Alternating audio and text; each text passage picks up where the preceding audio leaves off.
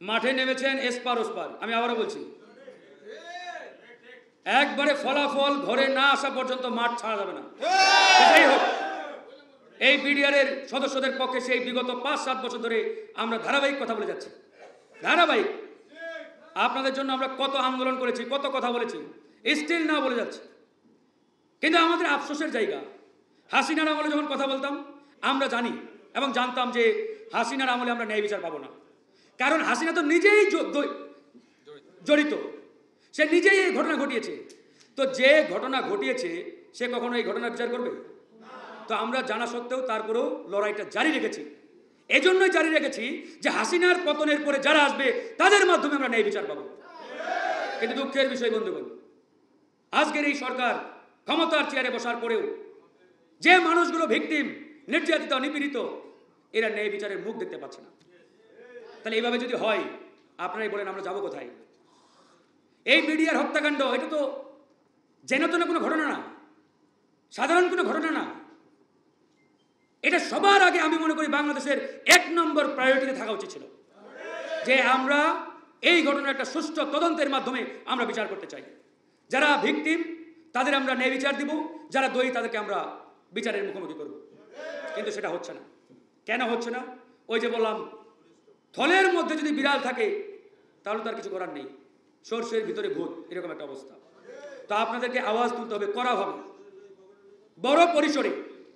আমি প্রত্যেকটা রাজনৈতিক দলকে বলবো, যারা এখানে আমরা আছি, যারা এর বাইরে রয়েছে, বিডিআররা কোনো রাজনৈতিক দলের সদস্য না। এই ঘটনা কোনো রাজনৈতিক ঘটনা নয়। এই ঘটনা বাংলাদেশের সার্বভৌমত্বের সাথে জড়িত। এই ঘটনার সঠিক সুষ্ঠু তদন্তের জন্য আমাদের প্রত্যেককে কথা বলতে হবে। আমি হই বিএনপি, আমি হই জামাত বা গণ অধিকার বা অন্য কোনো দল, হোয়াট এভার, আমাদের একটা দায়িত্ব রয়েছে এই ঘটনার পুঙ্খানুপুঙ্খ একটা তদন্ত সাপেক্ষে এই ঘটনার রহস্য উন্মোচনের। সেই জায়গা থেকে আমাদের কথা বলতে হবে। তা না হলে আগামীতে এরকম ঘটনা আবারও ঘটতে পারে। ভবিষ্যতে যাতে এরকম ঘটনা আর না ঘটে, এই জন্য এই ঘটনার একটা সুষ্ঠু সুরাহা অতীব জরুরি, অতীব জরুরি। তাই আপনাদেরকে আমি উদাত্তভাবে আহ্বান জানাবো, আপনারা অবশ্যই এই ঘটনার শেষ না হওয়া পর্যন্ত মাঠ ছাড়বেন না। মাঠ ছেড়ে দিবেন, লাভ নাই। কয়েকদিন আপনারা গরম কর্মসূচি দিয়েছিলেন, কাজ কিন্তু কিছুটা হয়েছে। এই যে এখন ঠান্ডা হয়ে গেছেন, কাজ কিন্তু আবার ডাউন। এই হচ্ছে বাংলাদেশের অবস্থা ভাই। আমরা রাজনীতি করি, আমরা তো সবই জানি। ওই যে কথা আছে, লোহা পিটাতে হয় গরম থাকা অবস্থায়, ঠান্ডা হবে যতই পিটান লাভ নেই। তো সুতরাং আপনাদের অনেকের ভাই, বাবা, চাচা, মামা অনেকেই কারাগারে বন্দী। আমি যখনই জেলে গেছি তাদের কষ্টের জায়গাগুলো আসলে একবারে আমাকে নাড়া দেয়। তবে অত্যন্ত আরেকটা ভালো লাগার জায়গা, কারাগারে গেলেই বিডিআরের ভাইরা নিজের পরিবারের মতো আপন করে আমাদের যত্ন করেন, মানে টেক কেয়ার করেন। খুব ভালো লাগে, মনে হয় আমার ভাই, আপন ভাই। পরিবারের অনেক দুঃখ কষ্টের এবং পরিবারের সাথে যে দীর্ঘদিন দেখা হয় না, এই জিনিসগুলো তাদের সাথে আলাপ আলোচনা করে অনেকটা আমাদের মানে ভুলে যাই আমরা।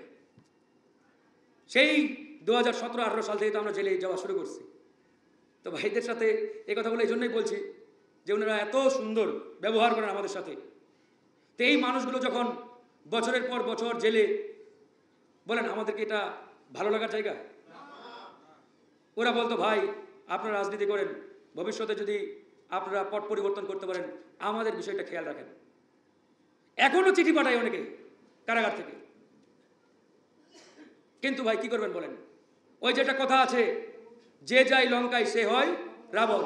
যারাই চেয়ার পায় তারাই নিজেকে আমেরিকার প্রেসিডেন্ট মনে করে, জনগণের কথা ভুলে যায়, জনগণের দিকে তাকানোর সময় হয় না। এই হচ্ছে বাস্তবিক অবস্থা। ওটাই বলছি আর কি।